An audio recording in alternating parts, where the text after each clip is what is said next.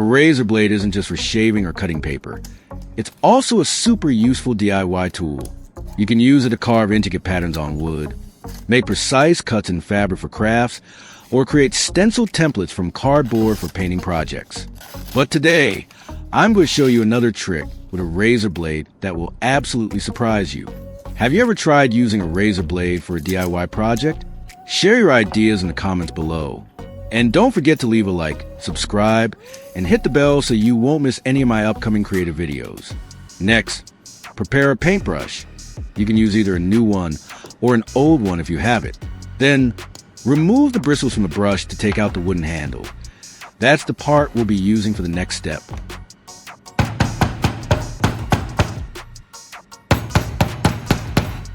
The bristles can also be reused.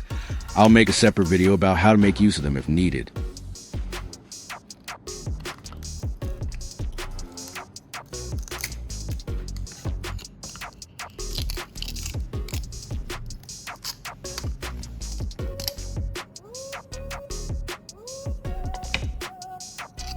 Next, drill 2 small holes at the top end of the wooden handle. Make sure the holes are evenly spaced and not too close to the edge to avoid cracking the wood.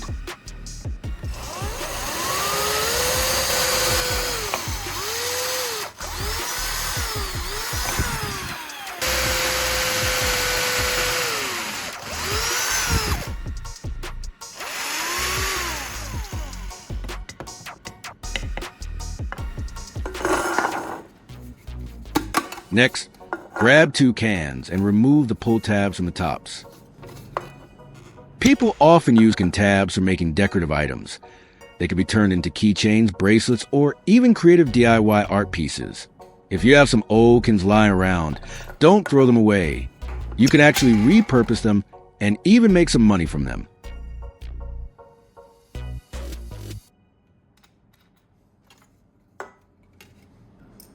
Next, prepare 2 eye screws and 2 flat washers. These will be used to connect and secure the parts together later. Now, start assembling the parts onto the paintbrush handle. First, place the razor blade on the drilled holes. Then position the can tab on top of it, followed by the flat washer.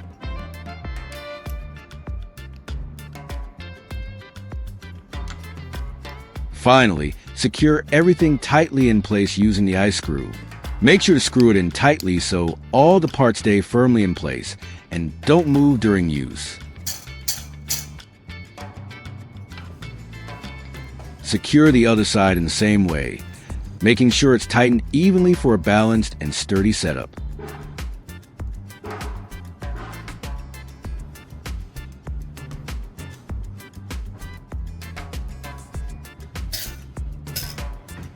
Even after assembling it this way, you can still use it just like a regular knife whenever you need to.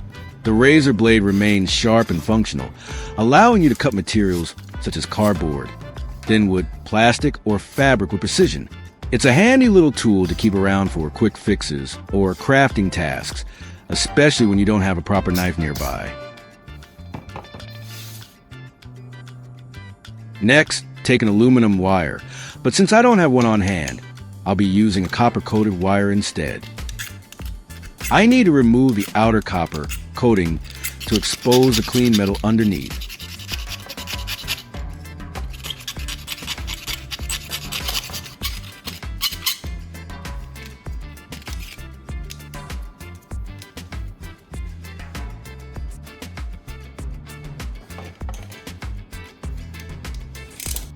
Prepare a piece of electrical wire.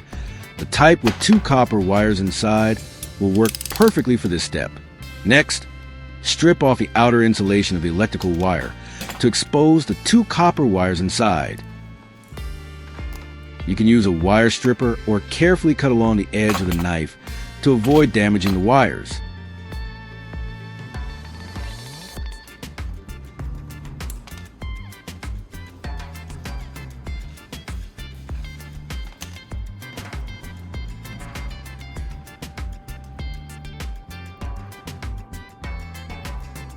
Once the insulation is removed, connect the exposed copper wires to the eye screw.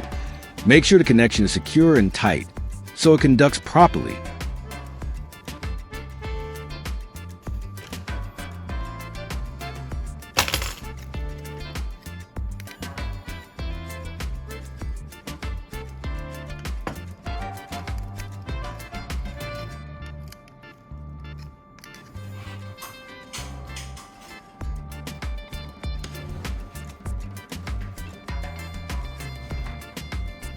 Wrap some tape around it to secure the wire to the paintbrush handle, ensuring it stays firmly in place and won't slip during use.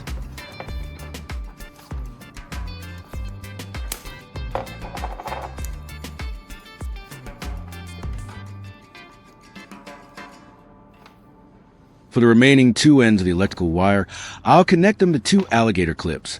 These will allow you to easily attach and detach the wire for your project.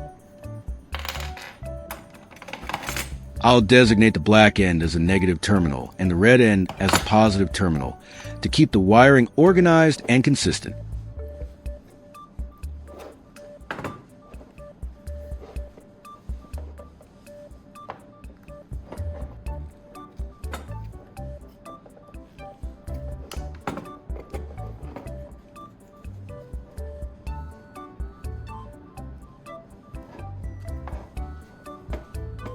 I've now finished assembling a tool for the electrolysis setup.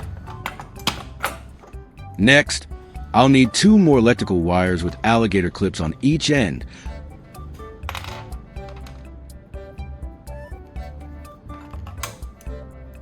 One end of the clips will connect to the razor blade, and the other end of the wires will connect to the two pieces of metal used for electrolysis.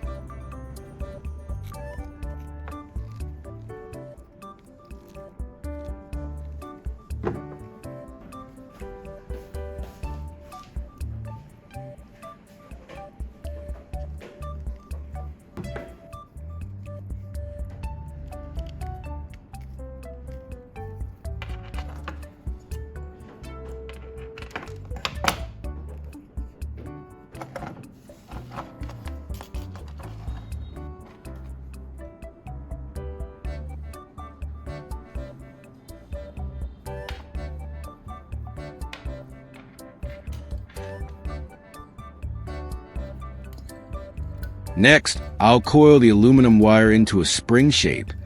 This will give it flexibility and help it conduct electricity more effectively in the setup. This aluminum wire will serve as a sacrificial metal in the electrolysis process, gradually corroding while protecting the other components.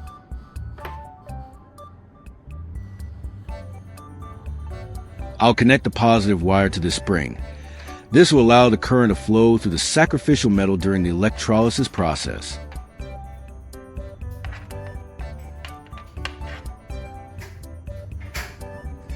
Once the preparation steps are complete, I'll show you how to clean rusty items using the electrolysis method.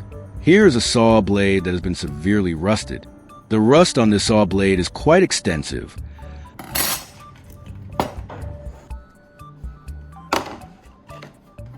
Some areas are heavily pitted, showing how deeply the corrosion has eaten into the metal over time. For the electrolysis process, I need to prepare an electrolyte solution. I'll be using salt water for this step. I'm choosing salt water because the dissolved salt increases the water's conductivity, allowing electric current to flow more easily between the electrodes. This makes the electrolysis process much more effective at removing rust from the metal surface.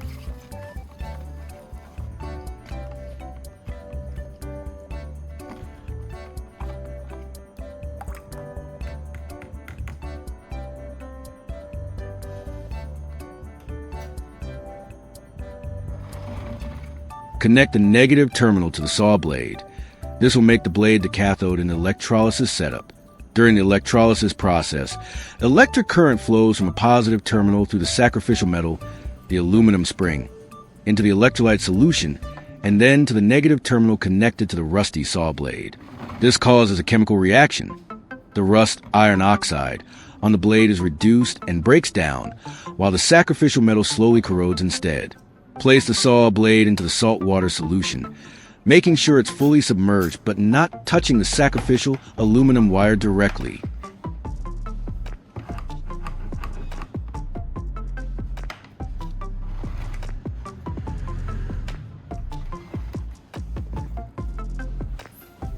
Next, prepare a power source. I'll be using a 12-volt motorcycle battery to provide the necessary current for the electrolysis process. The 12-volt motorcycle battery will supply a steady and sufficient current to drive the electrolysis reaction. Connect the red wire to the positive terminal of the battery and the white wire to the negative terminal. When connected, The electric current passes from the battery through the wires into the electrolyte solution, facilitating the transfer of electrons that reduces rust on the saw blade. This completes the circuit and allows current to flow through the electrolysis setup. Make sure to emphasize, do not let the two metal parts touch each other, or it will create a short circuit and prevent the electrolysis process from working properly. Once connected to the power source, you'll notice bubbles forming on both the saw blade and the sacrificial metal.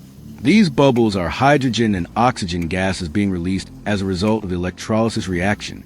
At the same time, you may see rust particles loosening and floating in the solution, gradually detaching from the surface of the saw blade.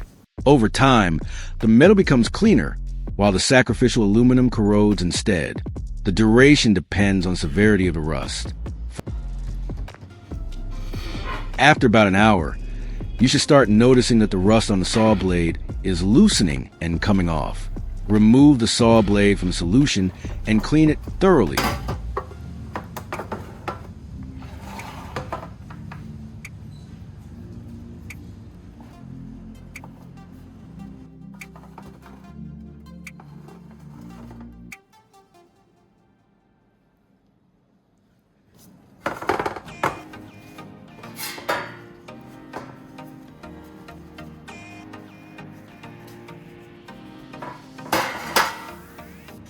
You'll notice that the outer layer of rust comes off very easily.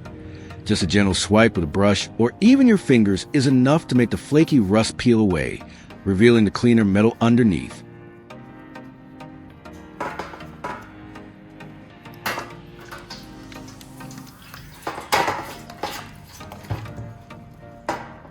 Next, use fine grit sandpaper to clean the surface more thoroughly. Gently sand the blade to remove any remaining rust spots and smooth out rough areas, restoring a more even and polished metal surface.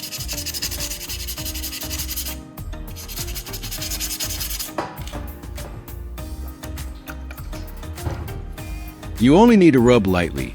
A gentle sanding is enough to remove the last traces of rust without scratching or damaging the metal surface.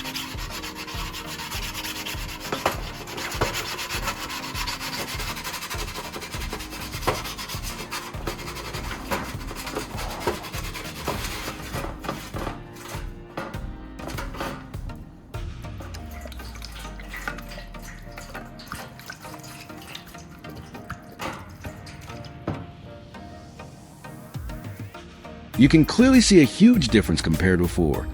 The saw blade now looks much cleaner and smoother, while previously it was covered in rough, flaky rust. The transformation really highlights how effective the electrolysis method is. In conclusion, electrolysis is a simple yet highly effective method for removing rust from metal tools. With just a few materials, a sacrificial metal, salt water, and a low-voltage power source, you can restore even heavily rusted items to a much cleaner and more usable state. This technique not only saves your tools, but also gives them a longer lifespan, making it a valuable skill for any DIY enthusiast. That's it. With this method, your rusty tools can be revived easily and efficiently, saving you time, money, and effort. Give it a try and see the transformation for yourself.